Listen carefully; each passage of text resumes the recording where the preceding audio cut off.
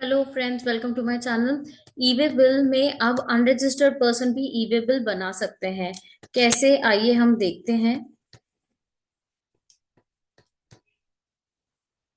Advisory issue हुई है जिसमें बताया गया है कि ई वे बिल पोर्टल में चेंज करा गया है और एक नया फॉर्म इंट्रोड्यूस किया गया है, ENR 03, जो कि एनरोलमेंट ऑफ अनरजिस्टर्ड डीलर और पर्सन है इन ई वे बिल पोर्टल। ये क्यों किया है? जैसे इन अनरजिस्टर्ड पर्सन भी ई वे बिल इशू कर पाए। करना क्या है, ईवेबल पोर्टल पे आना है आपको। वहां पर आप रजिस्ट्रेशन में देखेंगे तो enrolment for URP, that is unregistered person, एक नया कॉलम ऐड करा गया है। यहाँ पर अभी क्या है, जब आप ईवेबल में रजिस्टर होते हैं तो आपको जीएसटी नंबर प्रोवाइड करना पड़ता है रजिस्टर्ड पर्सन के लिए। But unregistered person, as the name says, कि आप रजिस्टर्ड ही नहीं है जीएसटी पोर्टल में, तो वो ईवेबल कैसे इशू कर सकते हैं? तो अब उनके लिए आसान है। उनको बस अपना स्टेट बताना है, लीगल नेम और पैन नंबर बताना है, और उनको ये सिलेक्ट करना है टाइप ऑफ एनरोलमेंट क्या है। वो अनरजिस्टर्ड सप्लायर ऑफ गुड्स है या अनरजिस्टर्ड रिसिपिएंट ऑफ गुड्स। इसका ये मतलब है कि वो सप्लाई कर रहे हैं या वो रिसीव कर रहे हैं गुड्स को, या दोनों कर रहे हैं। तो जो भी एनरोलमेंट टाइप है वो आप सिलेक्ट करेंगे। यहाँ पर जैसा मैं देख रही हूँ, क्योंकि मैंने बाकी चीजें नहीं डाली है, शायद इस वजह से ये सिलेक्शन नहीं हो रहा है।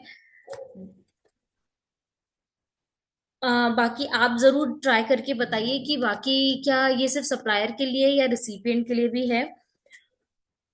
एड्रेस की बात करें तो आपको प्रिंसिपल प्लेस ऑफ बिजनेस का पूरा डिटेल एड्रेस देना है। कॉन्टैक्ट नेम, कॉन्टैक्ट इन्फॉर्मेशन में ईमेल एड्रेस और मोबाइल नंबर बताना है और वेरीफाई किया जाएगा ओटीपी से। उसके बाद लॉगिन डिटेल्स क्रिएट करना है जिसमें यूजर नेम, पासवर्ड आपको फिल करना होगा, और वेरिफिकेशन करके सेव करके सबमिट करना है। तो ऐसे आपका एनरोलमेंट हो जाएगा और आप आराम से इसको फिल कर पाएंगे। बाकी एडवाइजरी में मैं जो देख रही हूँ, ये सारी चीजें हमने अभी देख चुके हैं जो फिल कर रहे हैं फॉर्म। तो अब आराम से अनरजिस्टर्ड पर्सन भी ई वे बिल जनरेट कर सकते हैं।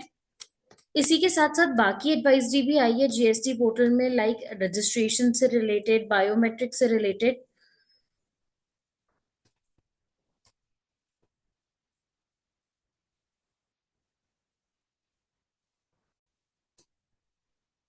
रूल 8 ऑफ सीजीएसटी रूल 2017 में चेंज किया है, और ये जीएसटी रजिस्ट्रेशन प्रोसेस से रिलेटेड बहुत इंपॉर्टेंट चेंज है। यहाँ पर उनने दो प्रोसीजर में चेंज करा है। जब आप जीएसटी रजिस्ट्रेशन के लिए अप्लाई कर रहे हैं, तो अगर आप आधार ऑथेंटिकेशन के लिए ऑप्ट नहीं करते हैं, तो आपको करना क्या है, आपको जीएसटी सुविधा केंद्र विजिट करना है। वहां पर आपकी फोटो कैप्चरिंग होगी और डॉक्यूमेंट वेरिफिकेशन होगा। जहां पर आपने आधार ऑथेंटिकेशन को नो करा हुआ है, तो एक ईमेल सेंड किया जाएगा, और आप शेड्यूल कर सकते हैं अपने अपॉइंटमेंट जीएसटी सुविधा केंद्र में। आपको कब जाना है, वो टाइम और डेट आप शेड्यूल कर सकते हैं, और एक लिस्ट ऑफ डॉक्यूमेंट्स मेल पे बताई जाएंगी, वो आपको लेके जाना है और ऑफिसर से मिलना है। उसके बाद ही आपका एआरएन जनरेट होगा, और ये आपको 15 डेज के अंदर अंदर करना है। और अगर आप आधार ऑथेंटिकेशन के लिए ऑप्ट करते हैं और साथ ही साथ आपका जो एप्लीकेशन है वो आइडेंटिफाई होता है फॉर बायोमेट्रिक ऑथेंटिकेशन, तो करना क्या है, जो भी पार्टनर्स है या प्रमोटर्स हैं जिनका आधार ऑथेंटिकेशन होना है, वो जीएसटी सुविधा केंद्र विजिट करेंगे और फोटो कैप्चर करवाएंगे, और उसके बाद प्राइमरी ऑथराइज सिग्नेटरी को डॉक्यूमेंट्स वेरीफाई करवाना है। तो लिस्ट ऑफ डॉक्यूमेंट्स ईमेल में बताई जाएंगी, और जो बायोमेट्रिक ऑथेंटिकेशन के लिए आइडेंटिफाई करा होगा, तो ईमेल किया जाएगा कि आपकी एप्लीकेशन आइडेंटिफाई करी गई है बायोमेट्रिक ऑथेंटिकेशन के लिए, जिसमें प्राइमरी ऑथराइज पर्सन को सारे लिस्ट ऑफ डॉक्यूमेंट्स लेके जीएसटी सुविधा केंद्र जाना है, वेरीफाई करवाना है, एंड उसके बाद जीएसटी रजिस्ट्रेशन कंफर्म हो जाएगा।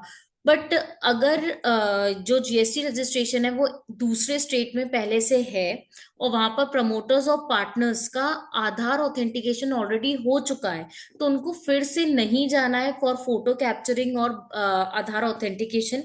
उस केस में क्या करना है, सिर्फ प्राइमरी ऑथराइज पर्सन, अगर वो प्रमोटर्स पार्टनर जिनका आधार ऑथेंटिकेशन ऑलरेडी प्रीवियस रजिस्ट्रेशन में हो गया, उनमें से कोई एक प्राइमरी ऑथराइज पर्सन है नए स्टेट में, तो उसको डॉक्यूमेंट लेके जाना है और डॉक्यूमेंट वेरिफिकेशन करवाना है।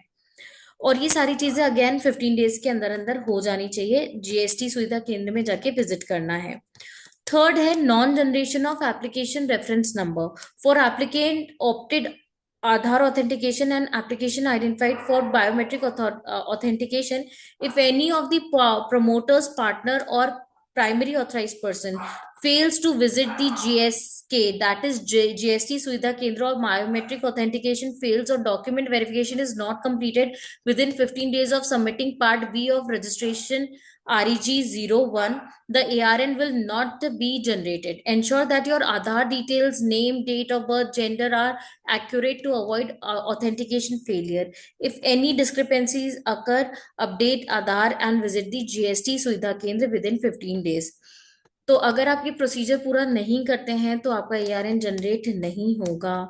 फॉर नॉन जी Aadhaar applicant, if photo capturing